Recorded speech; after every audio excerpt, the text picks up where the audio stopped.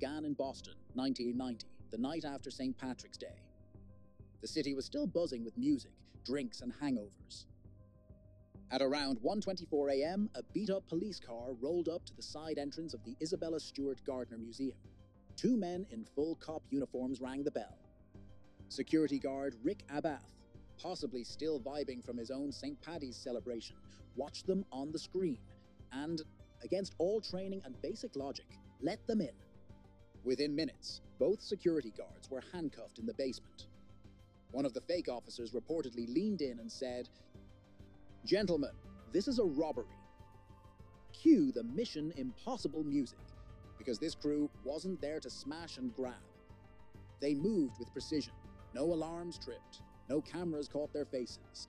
They knew the layout like they'd rehearsed it. They went for specific pieces, slicing Vermeer's The Concert out of its frame. Gone forever. Then Rembrandt's The Storm on the Sea of Galilee, his only known seascape. And then more. Works by Manet, Degas, a Ming Dynasty vase, a bronze eagle. 13 works in total, worth an estimated $1 billion. Time spent inside, just 81 minutes, decades of cultural loss. The next morning, the museum looked like a crime thriller set. Empty frames on the walls, guards shaken, no fingerprints, no suspects. First suspect?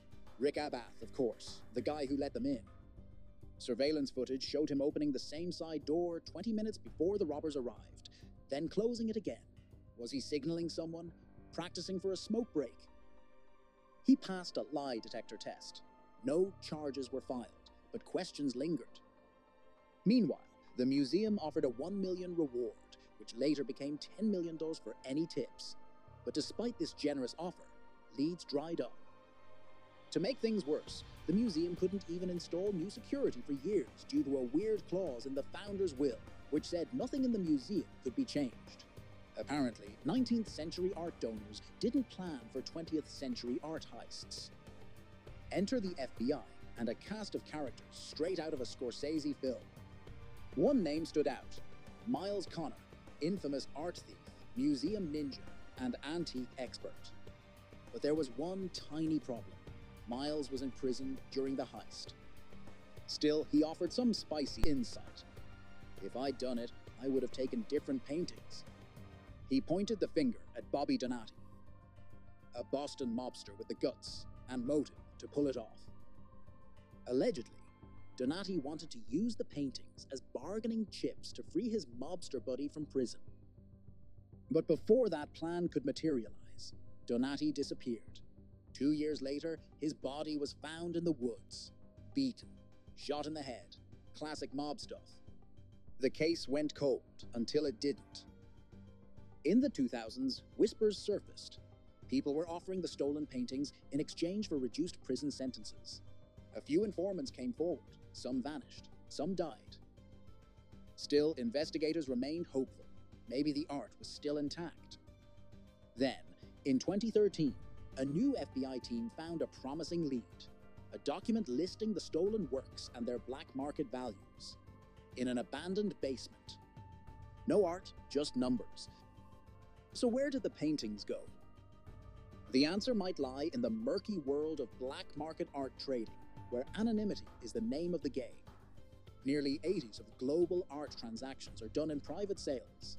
Buyers, often offshore firms, trusts, or lawyers.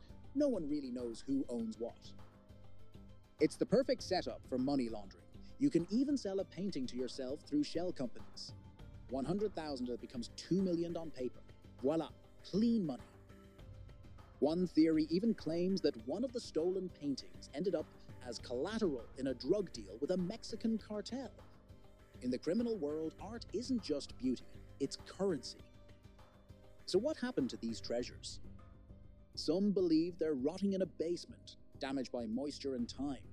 Others think they're in free ports, secretive tax-free storage zones in Switzerland or Singapore, where you can hide art for decades.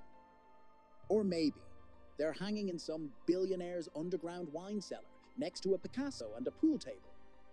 The truth is, these masterpieces might never be found.